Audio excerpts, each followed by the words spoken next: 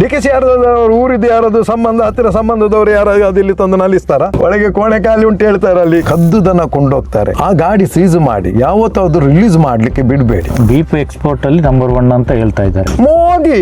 ಅಲ್ಲಿ ದನ ಸಹ ಹೋಗ್ಲಿ ಬೇಕಾದ್ರೆ, ಇವರ ಮನೆ ಹೆಂಗಸರಸ ಹೋಗ್ಲಿ ಬೇಕಾದ್ರೆ ಯಾರು ಮಾತಾಡುದಿಲ್ಲ. ಅಲ್ಲಿ ದುಡ್ಡು ಬಂದ್ರೆ ಆಯ್ತಲ್ಲಿ. ಆ ಹುಲಿಯನ್ನು ರಾಷ್ಟ್ರ ಪ್ರಾಣಿ ಎಂದು ಮಾಡಿದ್ದಾರೆ. ಹುಲಿ ಯಾರು ಮುಟ್ಲಿಕ್ಕೆ ಹೋಗ್ತಾರೆ? ಹುಲಿಯನ್ನು ಯಾರು ತಿನ್ನುದಿಲ್ಲಲ್ಲ, ಮತ್ತೆ ಅದರಲ್ಲಿ ವ್ಯಾಪಾರ ಆಗುದಿಲ್ಲ, ಮಾಡ್ಲಿಕ್ಕೆ ಮನಸ್ಸಿಲ್ಲ.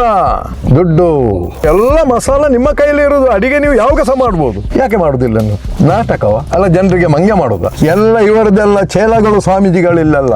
ಇವರದೆಲ್ಲ ಬೆಳಿಗ್ಗೆದ ಅವತಾರ ಬೇರೆ, ರಾತ್ರಿ ಅವತಾರ ಬೇರೆದು ಸ್ವಾಮಿಗಳು. ಇಲೆಕ್ಷನ್ ಟೈಮ್ ಅಲ್ಲಿ ಯಾವ್ದು ಬೇಕು ಹೇಳು, ಒಂದು ಚೀಟಿ ಹೋಗ್ತದೆ, ಇದು ನಿನ್ ಕಲಿಬೇಕು ಹೇಳಿ, ಇದರ ಬಗ್ಗೆ ಮಾತಾಡು ಹೇಳ್ತಾರೆ. ಧರ್ಮಕ್ಕೆ ಯಾರ್ದು ರಕ್ಷಣೆ ಅಗತ್ಯ ಸರ್, ಅದು ಯಾವಾಗದಿಂದ ಬಂದಿದೆ ಅದು ಅದೃಷ್ಟಕ್ಕೆ ಹೋಗ್ತಾ ಇರ್ತದೆ. ಇವರ ಮಾನ ಮರ್ಯಾದೆ ರಕ್ಷಣೆ ಮಾಡ್ಲಿ, ಇವರ ಕ್ಯಾರೆಕ್ಟರ್ ಬಗ್ಗೆ ರಕ್ಷಣೆ ಮಾಡ್ಲಿ. ಅವರು ಕಾವಿ ಹಾಕಿದ್ಮೇಲೆ ಅದೆಲ್ಲ ಬಿಡ್ಬೇಕಲ್ಲ ಸರ್? ಕಾವಿ ನಾನು ಹಾಕಿದ್ದೇನೆ ಸರ್, ನಾನೇನು ಸೊಬಗನ? ಸಕಲ ಕಲ ವಲ್ಲಭನೇ ನಾನು, ಏನು ಸೊಬಗ ಅಲ್ಲ ಇದ್ರಲ್ಲಿ. ನಾನು ಸಹ ಕೆಲವರಿಗೆ ಪತ್ತಿಸಿದ್ದೇನೆ, ಇಲ್ಲ ಹೇಳುದಿಲ್ಲ. ಅನಾನುಕೂಲ ಆಯ್ತು ಕೊಡ್ಲಿಲ್ಲ ಕೆಲವರಿಗೆ, ಏನು ಮಾಡ್ತಾರೆ? ನಾನೇನು ದೊಡ್ಡ ಸಮಾಜ ಸೇವಕ ಸಹ ಅಲ್ಲ. ಏನೋ ಸಂಘಟನೆಯಲ್ಲಿ ಬೇಡಾದದು ಮಾಡಿ ನನ್ನ ಹೆಸರು, ಈಗ ಸಹ ನನ್ಗೆ ಒಳ್ಳೆ ಮರ್ಯಾದೆ ಉಂಟು ಇಲ್ಲ. ರಾಜಕೀಯ ಪ್ರೇರಿತ ದಂಧೆಗಳು ಈಗಲೂ ನಡೀತಾ ಇದೆಯಾ? ರಾಜಕೀಯದು ಕಾರ್ಯಕರ್ತರು ಬರ್ತಾರಲ್ಲ ಸರ್, ಅವರಕ್ಕೋಸ್ಕರ ನಾಯಕರೆಲ್ಲ ಮಾಡಿ ಕೊಡ್ತಾರೆ. ಮಂಗಳೂರಲ್ಲಿ ದುಡ್ಡು ಮಾಡ್ಲಿಕ್ಕೆ ಒಳ್ಳೆ ಚೋರಿ ಜಾಗೆ. ಪರ್ಮನೆಂಟ್ ಹುಡುಗರು ಈ ಸಂಘಟನೆಯಿಂದ ಹೊರಗೆ ಬರ್ಲಿಕ್ಕೆ ನಾವು ನೋಡ್ತಾ ಇದ್ದೇವೆ. ಮರ್ಲೆ ಒಟ್ಟಾರೆ ಪಾತಿರ್ವಿ ಮರ್ಲೆ ಎಲ್ಲ ಕೇಳ್ತಾನೆ, ಒಂದು ಸ್ವಾಮಿ ನನ್ನ ಹತ್ರ ಫೋನ್ ಮಾಡಿ ಅಂತ ಹೇಳ್ತೀನಿ. ಇವಾಗ ರಾಮನ ಟೈಮಲ್ಲಿ ಸಹ ವೇಷ ಒಟ್ಟಿಗೆ ಇತ್ತು. ನಿಮ್ಮ ಹತ್ರ ದಾಖಲೆ ಕೇಳ್ತಾರೆ ಈಗ, ಯಾರು? ತೋರಿಸಿ ಅಂತ. ಪ್ರಕಾಶ್ ಶೆಟ್ಟಿ ಅವರ ಕಪಿಲ ಗೋಆಶ್ರಮ 200 ಗೋವುಗಳು ಇರುವ ಸ್ಥಳದಲ್ಲಿ ಈಗ 850 ಗೋವುಗಳನ್ನು, ಅಲ್ಲಿ ಕರುಗಳು ಇದೆ, ದೊಡ್ಡ ಹಸುಗಳು, ಹೋರಿಗಳು ಎಲ್ಲ ಮಿಕ್ಸಪ್ ಆಗಿ ಅಲ್ಲಿ ತುಂಬಾ ಸಮಸ್ಯೆ ಆಗ್ತಾ ಇದೆ. ಹಾಗಾಗಿ ಒಂದು 5 ಕೋಟಿಯ ಪ್ರಾಜೆಕ್ಟ್ ದೊಡ್ಡದಾಗಿ ಗೋಆಶ್ರಮ ಮಾಡಬೇಕು ಅಂತ ಪ್ರಕಾಶ್ ಶೆಟ್ಟಿ ಅವರೀಗ ದಾನಿಗಳನ್ನು ಬೇಡ್ತಾ ಇದ್ದಾರೆ. ಅವ್ರಿಗೆ ಕಷ್ಟ ಆಗ್ತಾ ಇದೆ, ಒಬ್ಬರಿಗೆ 2-3 ದನನೇ ಸಾಕ್ಲಿಕ್ಕೆ ಆಗ್ತಾ ಇಲ್ಲ. ಈಗಲಾದ್ರೂ ಒಂದು ಗೋವಿನ ಬಗ್ಗೆ ಒಂದು ಗೌರವ ಇಟ್ಕೊಂಡು ಈ ಹಿಂದುತ್ವ ಅಂತ ಹೇಳಿಕೊಂಡು ತಿರುಗಾಡುವವರು ಬಂದು ಏನಾದ್ರೂ ಒಂದು ಮಾಡಿದ್ರೆ ಸ್ವಲ್ಪ ಹಿಂದುತ್ವ ಉಳಿಬೋದು ಅಂತ ಅನಿಸಿಕೆ ನಿಮ್ದು? ಇವರೇ ಗೋರು ಮಾರುವವರ ಹತ್ರ ನೀವು ಎಂತ ಕೇಳುದು ಸರ್? ನಂಬಿಕೆ ಇಲ್ಲ ಅವರು? ಇಲ್ಲ, ಇವರು ಕೊಡ್ತಾರೆ ಹೇಳುವಂತ ನಂಬಿಕೆ ಇಲ್ಲ. ಯಾಕಂದ್ರೆ ಇವರು ಗೋ ಎಲ್ಲ ಕದ್ದು ಮಾರುವವರೇನಲ್ಲ, ಸಾಹೇಬರಿಗೆ ಈಗ ತೋರಿಸ್ತಾರೆ, ಅವರು ಸಿಗ್ತಾರೆ. 3 ಕಾಸಿನ ಕೆಲಸ ಅವರು ಸಹ ಮಾಡುದು. ಯಾಕಂದ್ರೆ ಮನೆ ಹಟ್ಟಿಯಲ್ಲಿದ್ದಂತ ದನ ಹಿಡ್ಕೊಂಡು ಹೋಗುದು, ಇದೆಲ್ಲ ಅವರದೊಂದು ಅದೊಂದು ಕೆಟಗರಿ, ಅದು ತಪ್ಪು. ಅದನ್ನು ಅದಕ್ಕೆ ಸಹಿಸಬಾರ್ದು ಅಂತವರಿಗೆಲ್ಲ. ಯಾರು ಈ ಮನೆ ಒಳಗೆ ಹಿತ್ತಲಿಗೆ ಬಂದು ಗೋ ಕದೀತಾರೆ, ಇವರಿಗೆಲ್ಲ ಅಲ್ಲೇ ಇಮಿಡಿಯೇಟ್ ಅಲ್ಲೇ ವ್ಯವಸ್ಥೆ ಮಾಡಬೇಕು ಸರ್. ಪುನಃ ಅವನು ಮಾಡಬಾರ್ದು. ಯಾಕಂದ್ರೆ ಒಂದು ಮನೆಯಲ್ಲಿ ಗೋ ರಕ್ಷಣೆ ಮಾಡುವಂಥದ್ದು ತಾಯಿ ಮಕ್ಕಳಿಗೆ ಆ ಹೆಂಗಸರಿಗೆ ಮಾತ್ರ ಗೊತ್ತಿರೋದು. ಬಾಕಿ ಟೈಮಲ್ಲಿ ಬೀಡಿ ಕಟ್ತಾರೆ.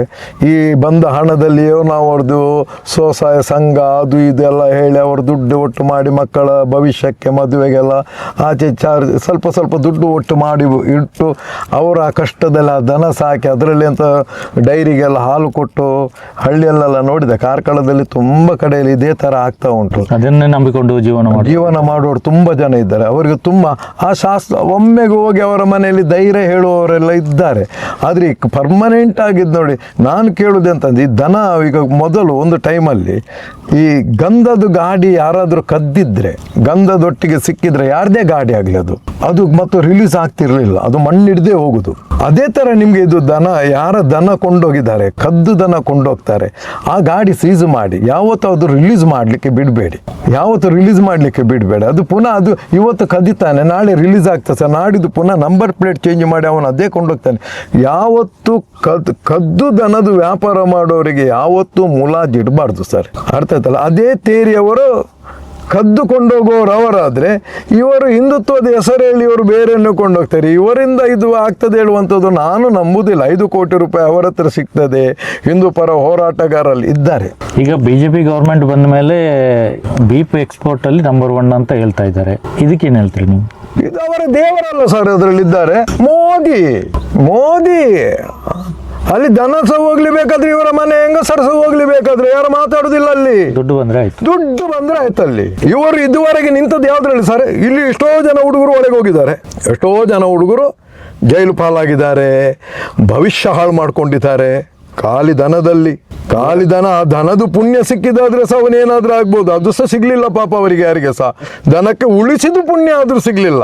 ಆ ಕಸಾಯಿಖಾನೆಗೆ ಕೊಂಡೋಗುವಂತ ದನವನ್ನು ಹಿಡ್ಕೊಂಡು ಪಾಪ ಅವರು ಯಾರ್ಯಾರಿಗೆ ಮುಟ್ಟಿಸ್ಬೇಕು ಅಲ್ಲಿ ಮುಟ್ಟಿಸಿದ್ರೆ ಸಹ ಆ ಹುಡುಗರಿಗೆ ಪುಣ್ಯ ಸಿಗ್ಲಿಲ್ಲ ಪಾಪ, ಅದರಲ್ಲಿ ಅನುಭವಿಸಿದ್ದಾರೆ ಎಷ್ಟೋ ಪಾಪ, ಅದರಲ್ಲಿ ಯಾವುದೂ ಇಲ್ಲ.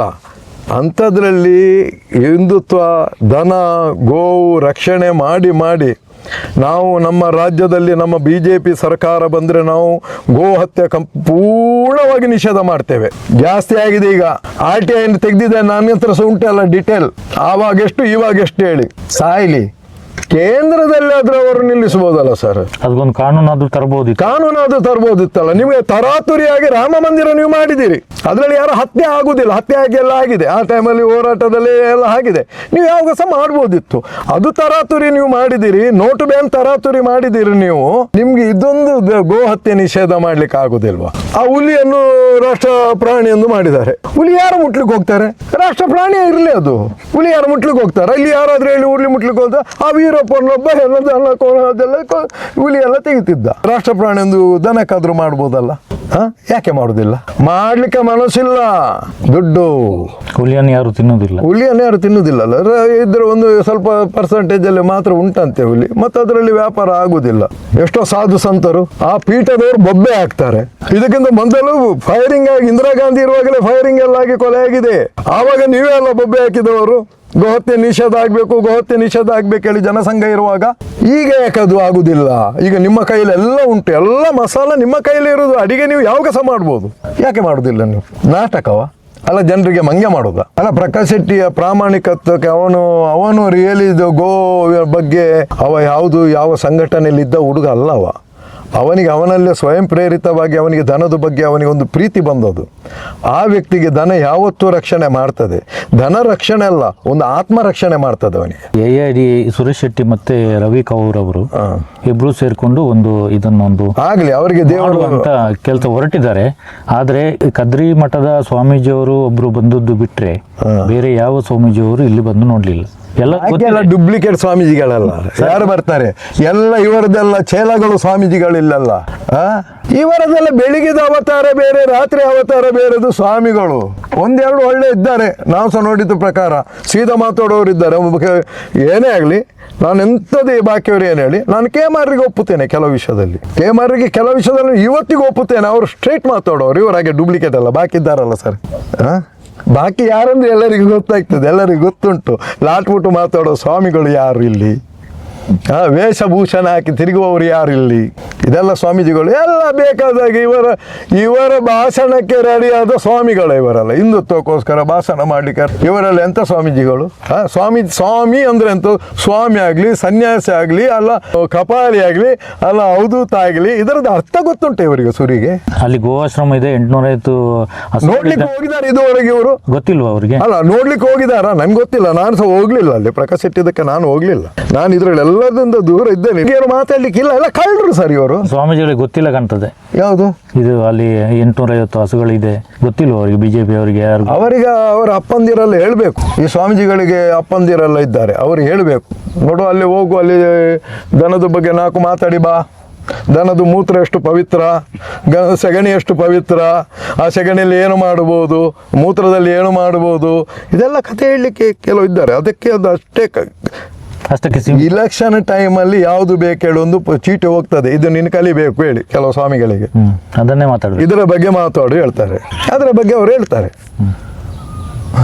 ನನಗೆ ನಗಲಿಕ್ಕೆ ಬರ್ತದೆ ಆ ಸ್ವಾಮಿಗೆಲ್ಲ. ನೋಡು, ಧರ್ಮ ಸಂರಕ್ಷಣೆ ಅಂತ ಎಲ್ಲ ಇವರು ಧರ್ಮ ಕರ್ಮ, ಇವರದು ಧರ್ಮ ರಕ್ಷಣೆ ಮಾಡುವವರೇ ಅಲ್ಲ. ಯಾರು ಸರ್ ಧರ್ಮ ರಕ್ಷಣೆ? ಧರ್ಮಕ್ಕೆ ಯಾರ್ದು ರಕ್ಷಣೆ ಆಗತ್ತಿಲ್ಲ ಸರ್, ಅದು ಯಾವಾಗದಿಂದ ಬಂದಿದೆ ಅದು ಅದರಷ್ಟಕ್ಕೆ ಹೋಗ್ತಾ ಇರ್ತದೆ. ಇವರು ಯಾರು ಅಲ್ಲ ಸರ್, ರಕ್ಷಣೆ ಮಾಡಲಿಕ್ಕೆ ಇವರು ಯಾರು ಅಲ್ಲ. ರಕ್ಷಣೆ ಹೆಸರಲ್ಲಿ ದುಡ್ಡು ಮಾಡುವವರು ಇವರು, ರಕ್ಷಣೆ ಹೆಸರಲ್ಲಿ ದುಡ್ಡು ಮಾಡುವವರು ಇವರು. ರಕ್ಷಣೆ ಇವರು ಮಾಡುವವರಲ್ಲ, ಯಾರು ಮಾಡುವವರಲ್ಲ. ಇವರ ಯೋಗ್ಯತೆ ಇಲ್ಲ ಇವರಿಗೆ ರಕ್ಷಣೆದ ಬಗ್ಗೆ ಮಾತಾಡಲಿಕ್ಕೆ. ಇವರ ಮನೆ ರಕ್ಷಣೆ ಮಾಡಲಿ, ಇವರ ಮಾನ ಮರ್ಯಾದೆ ರಕ್ಷಣೆ ಮಾಡಲಿ, ಇವರ ಕ್ಯಾರೆಕ್ಟರ್ ಬಗ್ಗೆ ರಕ್ಷಣೆ ಮಾಡಲಿ ಇವರು. ಸರ್ ಕಾವ್ಯ ಹಾಕಿದ್ಮೇಲೆ ಅದೆಲ್ಲ ಬಿಡಬೇಕಲ್ಲ ಸರ್? ಕಾವ್ಯ ನಾನು ಹಾಕಿದ್ದೇನೆ ಸರ್, ನಾನೇನು ಸೊಬಗಾನ? ನಾನು ಸಹ ಕಾವ್ಯ ಹಾಕಿದ್ದೆ, ನಾನು ಸೊಬಗಾನ? ನಾನು ಸೊಬಗಲ್ಲ.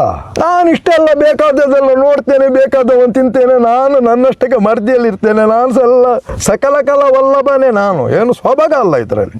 ಇವರ ಬಗ್ಗೆ ಮಾತಾಡ್ಲಿಕ್ಕೆ ಸಿಕ್ಕಿದೆ, ನನ್ನ ಬಗ್ಗೆ ಇನ್ನೊಬ್ಬ ಮಾತಾಡೋನಿದ್ದಾನೆ, ಅದರಲ್ಲಿ ನಿಮಗೇನು ಬೇಜಾರಿಲ್ಲ.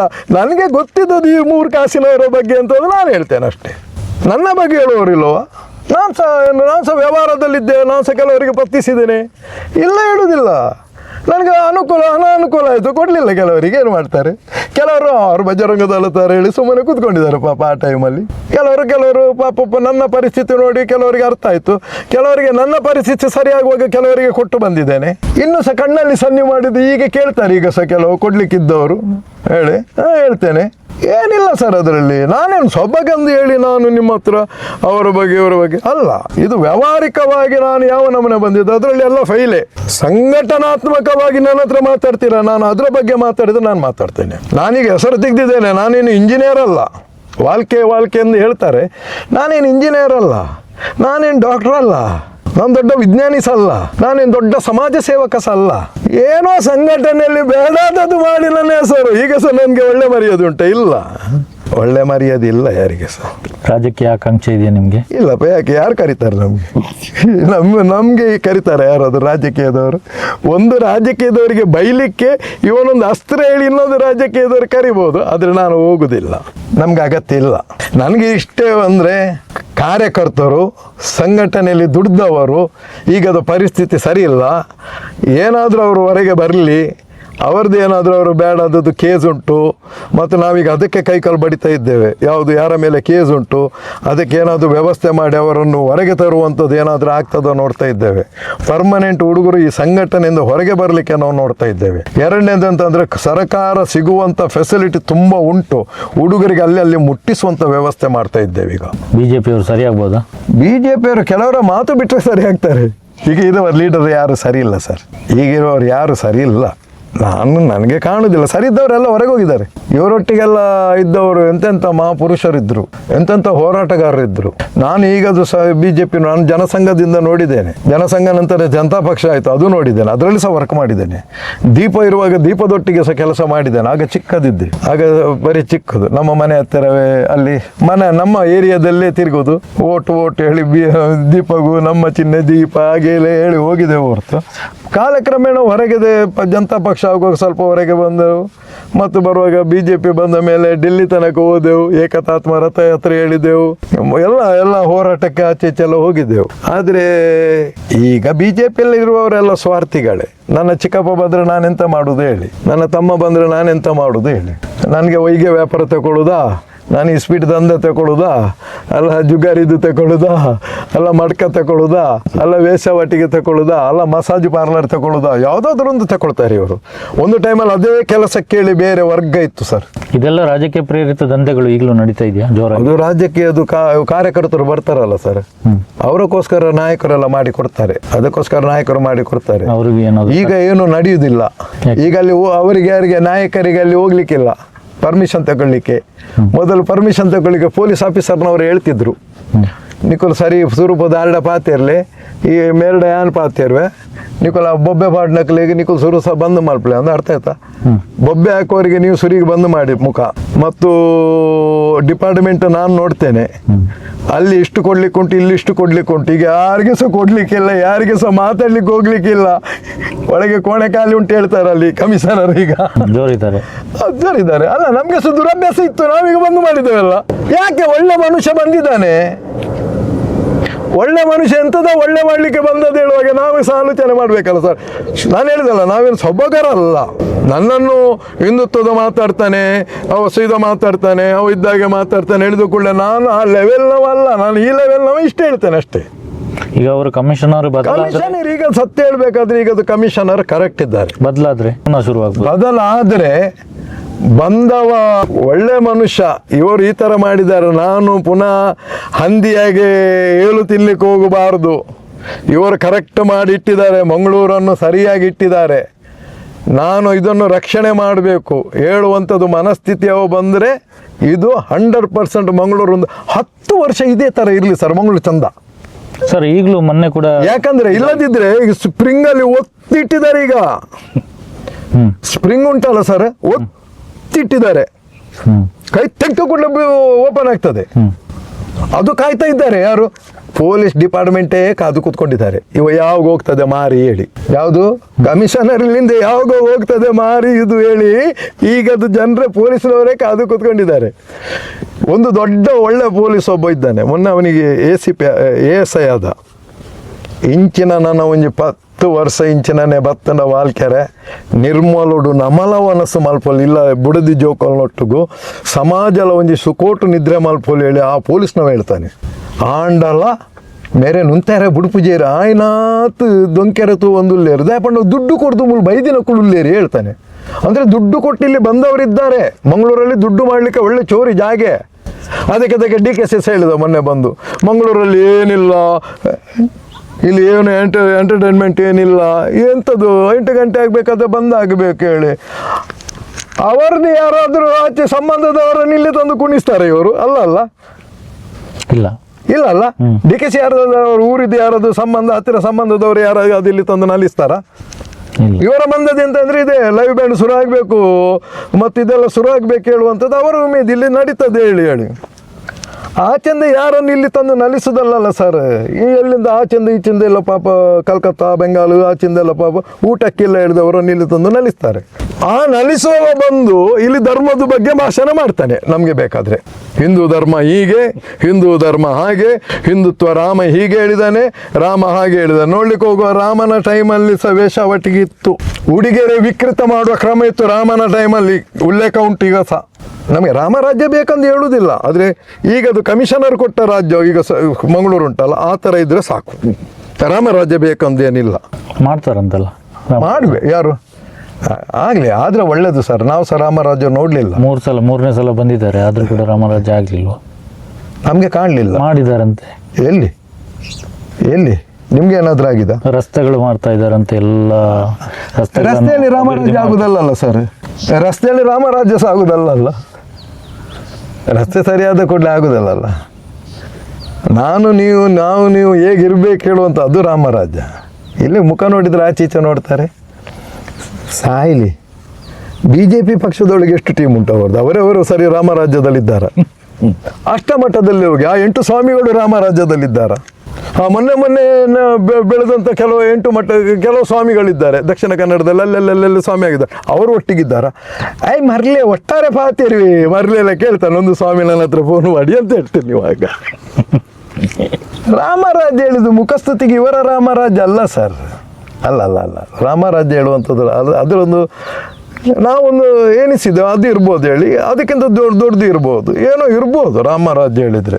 ಆದರೆ ರಾಮನ ಆಸ್ಥಾನದಲ್ಲಿ ಹೆಣ್ಣು ಮಕ್ಕಳಿಗೆ ವಿಕೃತ ಆಗುವಂಥದ್ದು ಅದೆಲ್ಲ ಇತ್ತು ಅಂದು ನಾನು ಕೇಳಿದ್ದೇನೆ. ನಿಮ್ಮ ಹತ್ರ ದಾಖಲೆ ಕೇಳ್ತಾರೆ ಈಗ, ಯಾರು ತೋರಿಸಿ ಅಂತ ಕೊಡುವ ಹೀಗೆ ಹೇಳಿದರೆ ಇದ್ದಾರಲ್ಲ. ಹಾಗಾದರೆ ರಾಮ ಮಾಂಸ ತಿಂದಿದ್ದಾನೆ ಹೇಳಿದ್ದಾರೆ, ಅದು ದಾಖಲೆ. ಕೆಲವರು ಮಧ್ವರಾಜ್ ಇದ್ದಾರೆ, ಉಡುಪಿದು ಮೊದಲು ಶಾಸಕ ಅದಕ್ಕಿದ್ದವರು, ಅವರು ಹೇಳಿಲ್ವಾ ರಾಮ ಕ್ಷತ್ರಿಯ, ರಾಮ ಮಾಂಸ ತಿಂದವ, ಕೃಷ್ಣ ಮಾಂಸ ತಿಂದವ ಹೇಳಿದರೆ? ಮಾಂಸ ಹೇಳಿದ್ರೆ ಸಂಸ್ಕೃತದಲ್ಲಿ ಬೇರೆ ಏನಾದರೂ ಅರ್ಥ ಇರ್ಬೋದು, ಅದು ನನಗೆ ಗೊತ್ತಿಲ್ಲ. ಆದರೆ ಅವನು ಹೇಳಿದ್ದಾನೆ ಸಂಸ್ಕೃತ, ನಮಗೆ ಗೊತ್ತಿಲ್ಲಲ್ಲ, ನಾವು ಕಲೀಲಿಲ್ಲ. ಮೋದಿ ಅವರನ್ನು ಯಾಕೆ ಮೋದಿ ಅವ್ರ ಹತ್ರ ಕರ್ಕೊಂಡು ಹೋಗ್ಲಿಲ್ಲ? ಮನಸ್ಸಿದ್ರೆ ಉಡುಪಿ ಯಾಕೆ ಸರಿ, ಎಲ್ಲೇ ಕೊಂಡೋಗಿ ನಿಮಗೆ ಭೇಟಿ ಮಾಡಿಸ್ಬೋದಿತ್ತು. ಧರ್ಮಸ್ಥಳದ ಅಹಂಕಾರ ಮುರಿಬೇಕು ಹೇಳುವಂಥದ್ದು ಒಂದು ವರ್ಗ ಉಂಟು ಇದರಲ್ಲಿ. ಅಲ್ಲಿ ಎಂತೆಂತ ಆಗ್ತಾ ಉಂಟು ಅದೆಲ್ಲ ನೋಡಿ ಕುತ್ಕೊಂಡವ್ರು ಈಗ ಸಹ ಇದ್ದಾರಲ್ಲಿ. ಈ ಸರ್ತಿ ಇದೊಂದು ಸಂದರ್ಭ ಸಿಕ್ಕಿದೆ, ಮಹೇಶ್ ಶೆಟ್ಟಿ ಇದರಲ್ಲಿ ಹೋರಾಟ ಮಾಡ್ತಾ ನಾವು ಅವನಿಗೆ ಸಪೋರ್ಟ್ ಮಾಡುವ. ಯಾಕಂದ್ರೆ ಇವರಿಗೆಲ್ಲ ದಂಬಿಲ್ಲ, ಎದುರು ಬರ್ಲಿಕ್ಕೆ ಆಗುದಿಲ್ಲ. ಕಾಶಿಯಲ್ಲಿ ತುಂಬಾ ಜನ ಅಲ್ಲಿ ಆಶ್ರಮ ಮಾಡಿ ನಿಲ್ತಾರೆ, ಸಾಯ್ಲಿಕ್ಕೆ ಹೇಳಿ ನಿಲ್ತಾರೆ, ಸಾಯ್ಲಿಕ್ಕೆ ಹೋಗುದಿಲ್ಲ. ಅಲ್ಲಿ ನಾನು ಗಂಗೆಗೆ ಸಾಯಬೇಕು, ಆತ್ಮಹತ್ಯೆ ಮಾಡಬೇಕು ಅಂಥದ್ದೆಲ್ಲ ಅಲ್ಲೂ ಸಹ ಇಲ್ಲ. ಇಲ್ಲಿ ಯಾಕೆ ಹೇಳುವಾಗ ಉಂಟಲ್ಲ, ಇಲ್ಲಿ ಒಂದು ವರ್ಗ ಉಂಟು.